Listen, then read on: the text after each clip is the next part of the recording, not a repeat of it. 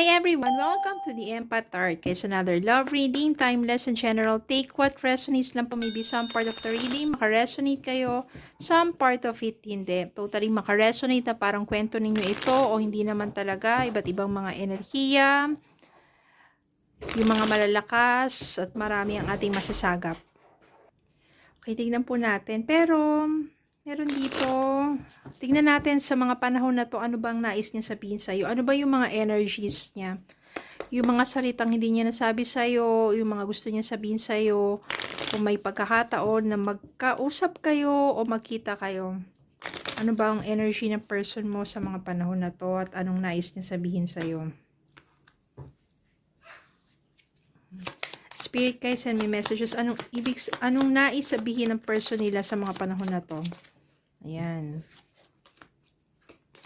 You and I were young. We're too young. Baka sa panahon na yung connection ninyo, kayong dalawa ay mga bata pa. Oh, you and I were too young. You were the best thing in my life. O, ikaw naman pala ang best thing sa buhay niya. Pinakamagandang bagay na nangyari sa buhay niya. It was my fault but I blamed you. Eto lang.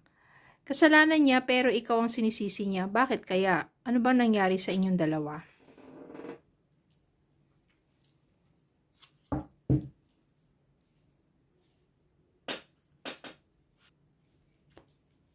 It was my fault but I blamed you. So ano kaya nangyari sa inyong dalawa? Spirit guys, send me messages sa sitwasyon nila. Ano bang naging kaganapan? Bakit merong it was my fault but I blamed you? Mga mensahe, bakit yan nasabing it was my fault but I blamed you? No, sa'yo niya sinisisi, no? Kasalanan niya pero sinisisi ka niya. Ano bang mga nagawa mo? Okay, ito yung lumabas. Page of Wands, heartbroken. Ito, Page of Wands, meron tong pinagseselosan. Kaya, I blame you dahil meron siyang pinagselosan.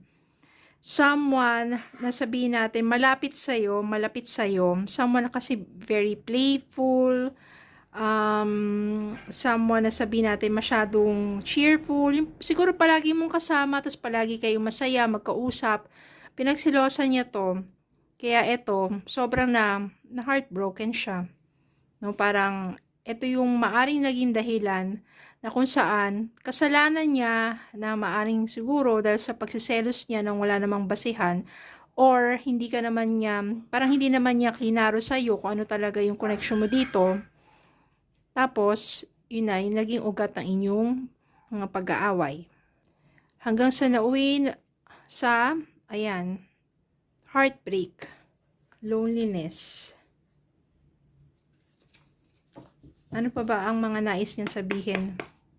Ano pa ang nais niyang sabihin? Ano pa ang kanyang mga enerhiya sa mga panahon na to? Towards you. Spirit can send me messages. Ano pang mga energy niya? Nais sabihin, thoughts and feelings niya sa mga panahon na to. O ano mga nakaganapan na sa buhay niya?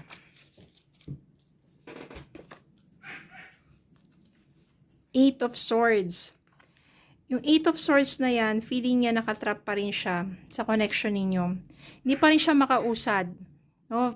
Feeling niya kasi siguro Page of Wands dito, hindi pa siya makamove on at hindi pa rin maalis-alis sa isipan niya yung taong pinagseselosan niya.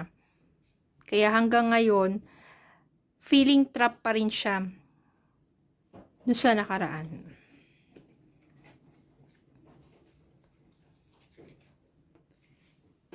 Okay, meron ditong 8 of Cups. No, ito yung paglayo niya sa'yo. Naiisip pa rin niya yung mga panahon na siya mismo yung lumayo. Siya yung nang iwan. Niwan ka niya dahil sa tumitindi na yung kanyang nararamdaman, which is, I can sense here because of, yun na nga, selos. No, iniisip pa rin niya yung mga panahon na yun. Kasalanan niya. pero ikaw yung sinisisi niya. Meron ditong the Chariot. No, ang nasa isip niya ngayon, paano kaya kung inayos niya muna? Paano kaya kung hindi siya nagpadala dun sa kanyang damdamin at kinausap kanya ng maayos at itinigil na yung mga ganong klaseng jealousy? So ano kaya kung inayos niya muna, no? Parang hindi siya nagpadala dun sa bukso ng damdamin niya. Kasi yun eh, yung emosyon niya yung nagdala doon, kakaselos niya, tapos pumunta na ito sa thinking niya or sa thoughts niya na may ginagawa ka nga talagang hindi maganda. Hindi maganda tignan, especially when nasa relasyon kayong dalawa, tapos meron kang palaging kasama.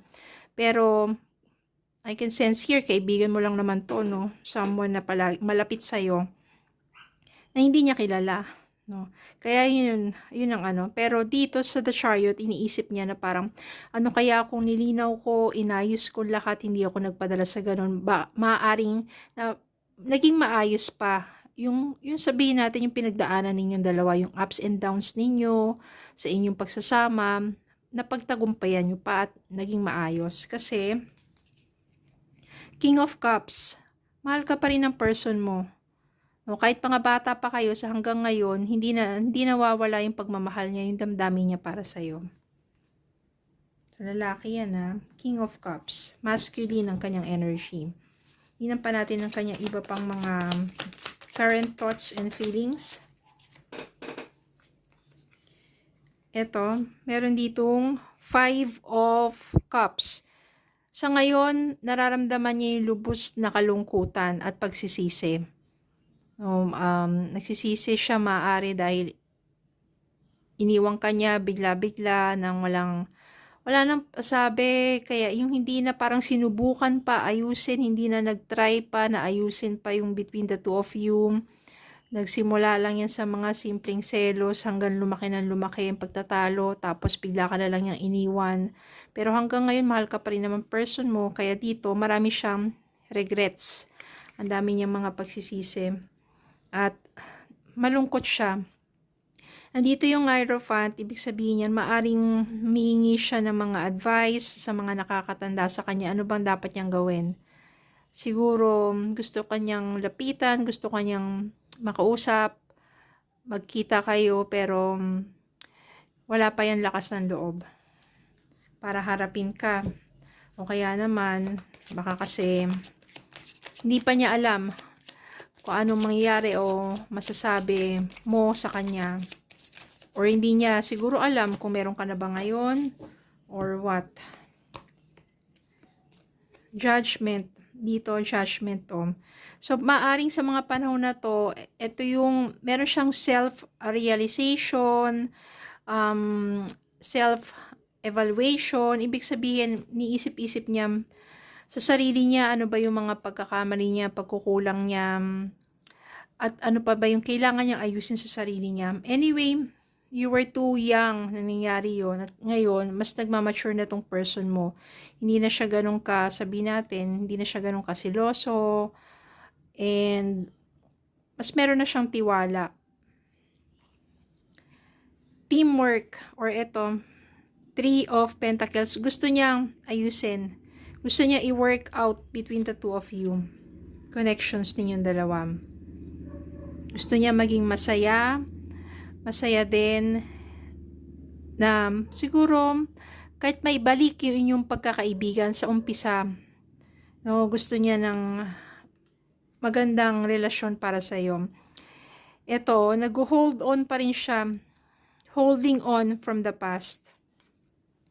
So, maaring umaasa pa rin niya na one day, magkita kayo, magkaayos, magkausap, at ipahayag niya pa rin sa iyo yung pagnanais niya na makasama ka because you were the best thing in that person's life.